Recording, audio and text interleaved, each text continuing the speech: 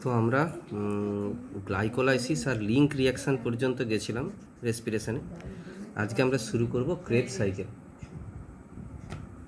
Krebs cycle নামটা দেওয়া হয়েছে একজন সায়েন্টিস্টের নাম অনুযায়ী, যার নাম হচ্ছে হ্যান্স ক্রেবস।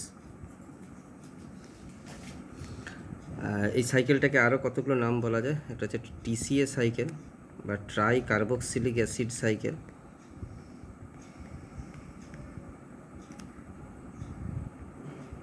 আর হচ্ছে এটাকে বলা যেতে পারে সিএ সাইকেল বা সাইট্রিক অ্যাসিড সাইকেল। এই সাইকেলে প্রথম যে ফার্স্ট যে স্টেবল প্রোডাক্ট সেটা সাইট্রিক অ্যাসিড বলে, এটাকে সাইট্রিক অ্যাসিড সাইকেল বলা হয়। আর সাইট্রিক অ্যাসিডে 3টে কার্বক্সিল গ্রুপ আছে। সাইট্রিক অ্যাসিডের সংকেত হচ্ছে CH2COOH, COH COOH, আর হচ্ছে CH2COOH।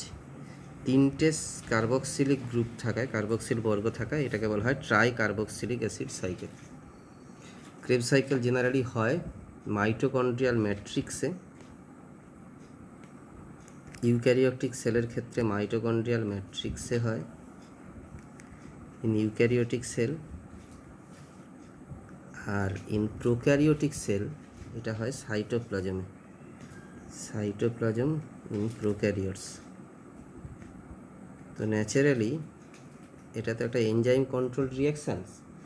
তো এনজাইমগুলো সবই মাইটোকন্ড্রিয়াল ম্যাট্রিক্সে থাকে, রেসপন্সিবল এনজাইম যেগুলো টিসিএ সাইকেল চালাতে সাহায্য করে, এক্সেপ্ট সাকসিনের ডিহাইড্রোজিনেজ। বাট সাকসিনিক ডিহাইড্রোজিনেজ এই এনজাইমটা, সাকসিনের ডিহাইড্রোজিনেজ এই এনজাইমটা থাকে ইনার মেমব্রেন অফ মাইটোকন্ড্রিয়া। নাহলে অন্য যে 10টা মতো এনজাইম কাজ করে সেইগুলো সবই কিন্তু থাকে মাইটোকন্ড্রিয়াল ম্যাট্রিক্সে। ওকে, এইটা শুধুমাত্র থাকে ইনার মেমব্রেন অফ মাইটোকন্ড্রিয়া। তো আমি আগেই বললাম প্রোক্যারিওটসের ক্ষেত্রে এটা হচ্ছে সাইটোপ্লাজমে দেখতে পাওয়া যায়। এটা ক্রেবস সাইকেল বেসিক্যালি একটা ক্যাটাবলিজম রিয়াকশান বা ক্যাটাবলিক রিয়াকশান, যেখানে যে অ্যাসিটাইল কোয়ে, যেটা ফার্স্ট যে রিয়াকশানটা আমি আসছি একটু পরে details, acetyl CoA organic acid একটা অক্সালো অ্যাসিটিক অ্যাসিডের সঙ্গে যুক্ত হয়ে যে সাইট্রিক অ্যাসিড তৈরি করে, সাইট্রিক অ্যাসিড থেকে বিভিন্ন ধরনের অ্যাসিড তৈরি হয়, যে অ্যাসিডগুলো কিন্তু পরবর্তীকালে আলটিমেটলি কার্বন ডাইঅক্সাইড আর জল উৎপন্ন করে দেয়। ফলে এটাকে আমরা ক্যাটাবলিক রিয়াকশান বলতে পারি। কিন্তু পাশাপাশি এখানে কিছু অ্যানাবলিক রিয়াকশানসও ঘটে। তো সেই জন্যে ক্রেবস সাইকেলকে আমরা অ্যামফিবলিক পাথওয়ে বলতে পারি। আমি আগের ক্লাসেও বলেছি ক্রেবস সাইকেলকে অ্যামফিবলিক পাথওয়ে বলা হয়, এবং কেন বলা হয় এই ক্লাসেও আরেকবার বলে দিলাম যে সেই কারণে আমরা এটাকে অ্যামফিবলিক পাথওয়েও বলতে পারি। তো একটা ক্রেবস সাইকেলে তাহলে কি কি আছে? একটা ক্রেবস সাইকেলে 4টে ডিহাইড্রোজিনেশন হয়, একটা ক্রেবস সাইকেলে 4টে ডিহাইড্রোজিনেশন হয়,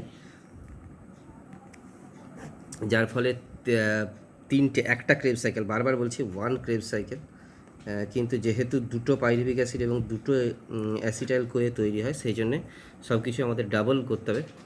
একটা ক্রেবস সাইকেলে 4টে ডিহাইড্রোজিনেশন হয়, যার ফলে 3টে NADH প্লাস H প্লাস তৈরি হয়, আর একটা FADH প্লাস H প্লাস তৈরি হয়। আমরা কিন্তু সব কিছুই ফাইনাল হিসেবের সময় সব ডাবল করে দেবো।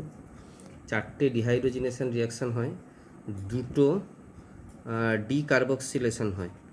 মানে অবভিয়াসলি আমরা দুটো এটাকেও ডাবল করব, 4টে হবে ডিকার্বক্সিলেশন, আর একটা হয় সাবস্ট্রেট লেভেল ফসফোরাইলেশন। আমি ফসফোরাইলেশনের ক্ষেত্রে বলেছি ফসফোরাইলেশন জেনারেলি 3 টাইপস হয়। ফটোসিনথেসিসের সময় হয় ফটোসিনথেটিক ফসফোরাইলেশন, আর রেসপিরেশনের সময় 2টো হয়। একটা সাবস্ট্রেট লেভেল ফসফোরাইলেশন, যেটা ADP যখন ইনঅর্গানিক ফসফেটের সঙ্গে যুক্ত হয়ে বা অর্গানিক ফসফেটের সঙ্গে যুক্ত হয়ে ATP তৈরি করে, তখন যদি সেই ফসফেটের সোর্সটা কোনো সাবস্ট্রেট হয় সেটাকে আমরা সাবস্ট্রেট লেভেল ফসফোরাইলেশন বলে থাকি। আর যখন আমাদের ক্ষেত্রে একদম লাস্টে ETS-এ গিয়ে যখন আমরা দেখতে পাবো, তখন কিন্তু দেখতে পাবো এই ঘটনাটা ঘটে যে NADH এবং FADH2 যেগুলো তৈরি হয় বিভিন্ন স্টেপে রেসপিরেশনে, সেগুলো কতগুলো ইলেকট্রন কেরিয়ারের দ্বারা বাহিত হওয়ার সময় সেখানে কিছু এটিপি তৈরি করে বাই অক্সিডেশন, সেটাকে আমরা অক্সিডেটিভ ফসফোরাইলেশন বলে থাকি। যাই হোক, একটা ক্রেবস সাইকেলে তাহলে 4টে ডিহাইড্রোজিনেশন হয়, 2টো ডিকার্বক্সিলেশন হয় এবং একটা সাবস্ট্রেট লেভেল ফসফোরাইলেশন হয়। তাহলে ফার্স্ট স্টেবল প্রোডাক্ট হচ্ছে বা ফার্স্ট প্রোডাক্ট হচ্ছে, আরেকবার বলি আমি, সেটা হচ্ছে সাইট্রিক অ্যাসিড। আর ফার্স্ট মেম্বার যদি আমি বলি বা ফার্স্ট সাবস্ট্রেট যদি আমরা বলি, সেটা হচ্ছে অক্সালো অ্যাসিটিক অ্যাসিড। দুটোই কিন্তু অর্গানিক অ্যাসিড, এটা যেন একটু ক্লিয়ার থাকে। আবার বলছি, সাকসিনেট ডিহাইড্রোজিনেজ হচ্ছে এমন একটা এনজাইম যেটাকে আমরা আরেকটা নাম বলতে পারি, এটাকে আমরা মার্কার এনজাইমও বলতে পারি। এটাই একমাত্র ইনার মেমব্রেন অফ মাইটোকন্ড্রিয়া থাকে, বাকি কিন্তু সবাই থাকে ম্যাট্রিক্সে। তো চলো তাহলে ক্রেবস সাইকেলে কী কী হয় একটু দেখি। ফার্স্ট যেটা হয় সেটা হচ্ছে অক্সালো অ্যাসিটিক অ্যাসিড OAA। এটা কি হয়, প্রথমে অ্যাসিটাইল কোয়ের সাথে যুক্ত হয়। অ্যাসিটাইল কোয়ের সাথে যুক্ত হয়। অ্যাসিটাইল কোয়ে একটা কোএনজাইম এস, একটা সালফোহাইড্রিল গ্রুপযুক্ত কোএনজাইম এ তৈরি করে, দিয়ে প্রথমে যেটা তৈরি করে সেটা হচ্ছে সাইট্রিক অ্যাসিড বা সাইট্রেট বলতে পারি আমরা। এখানে এখনও জল ইউটিলাইজড হয়, ঠিক আছে। সাইট্রেট থেকে তৈরি হয় সিস অ্যাকোনাইটেট, সিস অ্যাকোনাইটিক অ্যাসিড, তার সল্ট।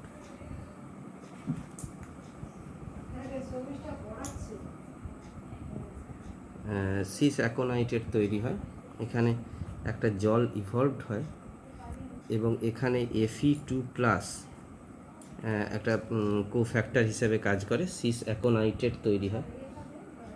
সিস অ্যাকোনাইটেট থেকে তৈরি হয় আইসোসাইট্রেট।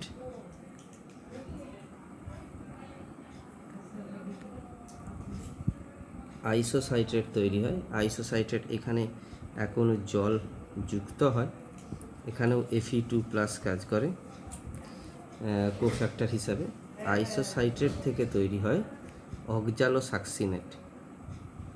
আইসোসাইট্রেট থেকে তৈরি হয় অক্সালোসাকসিনেট।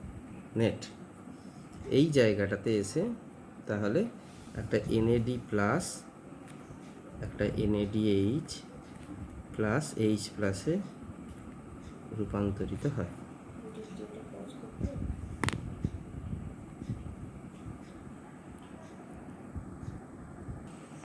অক্সালোসাকসিনেট তৈরি হয়। অক্সালোসাকসিনেট থেকে এরপর তৈরি হয় আলফা কিটো গ্লুটারেট।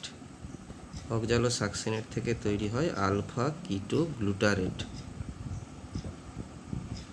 ওকে, এই অক্সালোসাকসিনেট পর্যন্ত সাইট্রেট, সিস অ্যাকোনাইটেট, আইসোসাইট্রেট, অক্সালোসাকসিনেট এরা সবাই কিন্তু 6 কার্বন কম্পাউন্ড। দেখো, অক্সালো অ্যাসিটিক অ্যাসিড হচ্ছে 4 কার্বন কম্পাউন্ড, সে একটা 2 কার্বন কম্পাউন্ডের সঙ্গে যুক্ত হয়ে প্রথমে 6 কার্বন কম্পাউন্ড তৈরি করে। সিস অ্যাকোনাইটেট একটা 6 কার্বন কম্পাউন্ড, আইসোসাইট্রেট একটা 6 কার্বন কম্পাউন্ড, অক্সালোসাকসিনেট একটা 6 কার্বন কম্পাউন্ড। কিন্তু আলফা কিটো গ্লুটারেট এইটা কিন্তু প্রথম তৈরি হলো, যেটা 5 কার্বন কম্পাউন্ড। তাহলে এই 6 কার্বন কম্পাউন্ড থেকে একটা 5 কার্বন কম্পাউন্ড যদি তৈরি হয়, নিশ্চয়ই এখানে একটা কার্বন ডাইঅক্সাইড রিলিজড হয়েছে, একটা কার্বন ডাইঅক্সাইড এখানে বেরিয়ে গেছে এবং এখানে যে কোফ্যাক্টরটা কাজে লেগেছে সেটা হচ্ছে Mn+2 হয়েছে। এবার আলফা কিটো গ্লুটারেট থেকে তৈরি হয় সাকসিনাইল কোয়ে। আলফা কিটো গ্লুটারেট থেকে তৈরি হয় সাকসিনাইল কোয়ে, এটাও একটা 4 কার্বন কম্পাউন্ড। তাহলে 5 কার্বন কম্পাউন্ড থেকে যখন একটা 4 কার্বন কম্পাউন্ড তৈরি হয়েছে, তার মানে এখানেও একটা কার্বন ডাইঅক্সাইড রিলিজড হয়েছে। কার্বন ডাইঅক্সাইড রিলিজড হয়েছে, সাথে সাথে একটা NAD+, NADH এবং H+ তৈরি করেছে, হয়েছে। সাকসিনাইল কোয়ে থেকে, তার মানে এখানে আরেকটা জিনিস অ্যাড হয়েছে, সেটা হচ্ছে কোএনজাইম A। সাকসিনাইল কোয়ে থেকে তৈরি হয়েছে সাকসিনিক অ্যাসিড বা সাকসিনেট, এটাও একটা 4 কার্বন কম্পাউন্ড। তার মানে আর কার্বনের কোনো চেঞ্জ নেই, 4 কার্বন কম্পাউন্ড। এখানে একটা GDP থেকে GTP হয়েছে, গুয়ানোসিন ডাইফসফেট একটা কম্পাউন্ড, সেখান থেকে তৈরি হয়েছে GTP। এবং এখানে একটা জল ইন্ট্রোডিউসড হয়েছে এবং কোএনজাইম এটা বেরিয়ে গেছে সাকসিনাইল কোয়ে থেকে, দিয়ে সাকসিনিক অ্যাসিড তৈরি করেছে। সাকসিনেট থেকে তৈরি হয়েছে ফিউমারেট, আরেকটা কম্পাউন্ড, তার নাম হচ্ছে ফিউমারেট, ফিউমারিক অ্যাসিডের সল্ট একটা। এখানে একটা এফএডি থেকে FADH2 বলে একটা কম্পাউন্ড তৈরি হয়েছে, ফ্ল্যাভিন অ্যাডেনাইন ডাইনিউক্লিওটাইড। ফিউমারেট থেকে তৈরি হয়েছে আরেকটা কম্পাউন্ড, আরেকটা 4 কার্বন অ্যাসিড, খুব পরিচিত অ্যাসিড আমাদের, আমরা ফটোসিনথেসিসে পড়েছি, ম্যালেট। ম্যালেট, এখানে একটা জল ইন্ট্রোডিউসড হয়েছে এবং ম্যালেট থেকে তৈরি হয়েছে অক্সালো অ্যাসিটিক অ্যাসিড। সেখানে কিন্তু আবার একই রকমভাবে একটা NAD থেকে একটা NADH প্লাস H+ তৈরি হয়েছে। তাহলে টোটাল আমার এই রিয়াকশানগুলো হয় ক্রেবস সাইকেলে, হ্যান্স ক্রেবস বলে একজন সায়েন্টিস্টের নাম অনুসারে। আমরা গ্লাইকোলাইসিসের সময় এনজাইমগুলো কীরকমভাবে তাদের নামকরণ করা হয়েছে, তার যে বেসিক প্রিন্সিপাল দিয়ে আমি বুঝিয়ে দিয়েছিলাম, সেটা এখানে আরেকবার বুঝিয়ে দিচ্ছি। প্রথমে অক্সালো অ্যাসিটিক অ্যাসিড থেকে সাইট্রেট তৈরি হয়েছে, তাহলে এনজাইমটার নাম কি হবে? সাইট্রেট সিনথেসিস হয়েছে, তাহলে এনজাইমটার নাম হওয়া উচিত citrate synthetase. Citrate synthetase. Citrate থেকে সিস অ্যাকোনাইটেট তৈরি হয়েছে, তাহলে এনজাইমটার নাম হবে অ্যাকোনাইটেজ। কি বললাম? অ্যাকোনাইটেজ। তারপরে আইসোসাইট্রেট যখন তৈরি হবে, সাইট্রেট থেকে আইসোসাইট্রেট, সিস অ্যাকোনাইটেট থেকে আইসোসাইট্রেট তৈরি হবে, আইসোসাইট্রেট থেকে আলফা অক্সালো সাকসিনিক অ্যাসিড হয়ে আলফা কিটোগ্লুটারিক অ্যাসিড তৈরি হবে। তাহলে এখানে একটা দেখো ডিহাইড্রোজিনেজ এনজাইম ইউটিলাইজড হয়েছে, সেই জন্য ডিহাইড্রোজিনেজ, আলফা কিটোগ্লুটারেট সিনথেটেজ।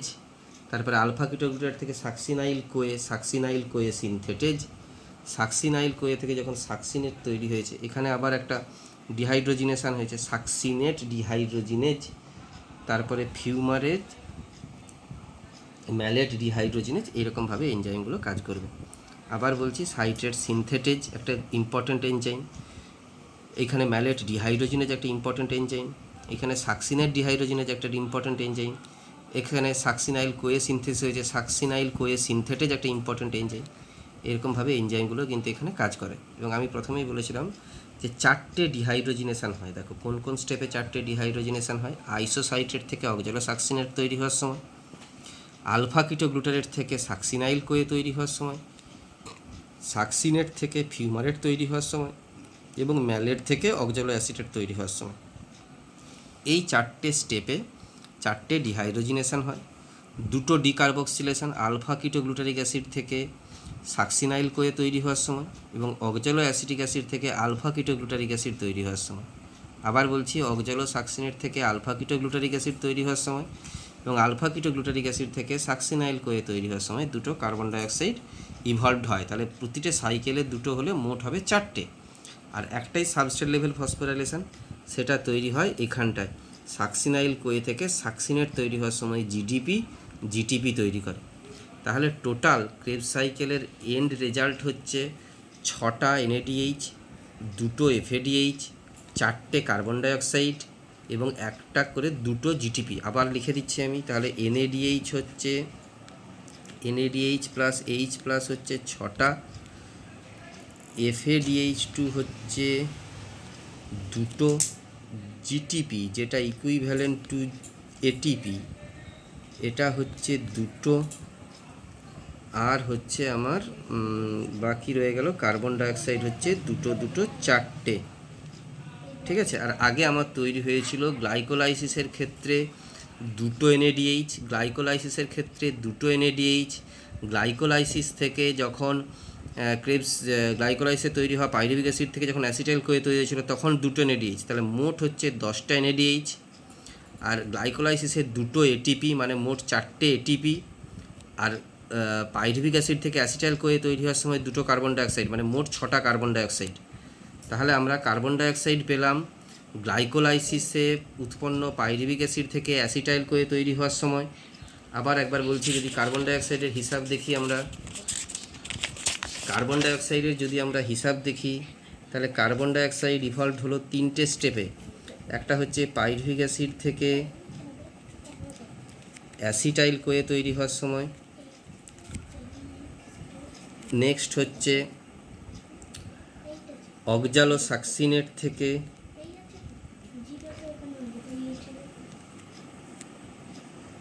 আলফা কিটোগ্লুটারেট তৈরি হওয়ার সময় এবং আলফা কিটোগ্লুটারেট থেকে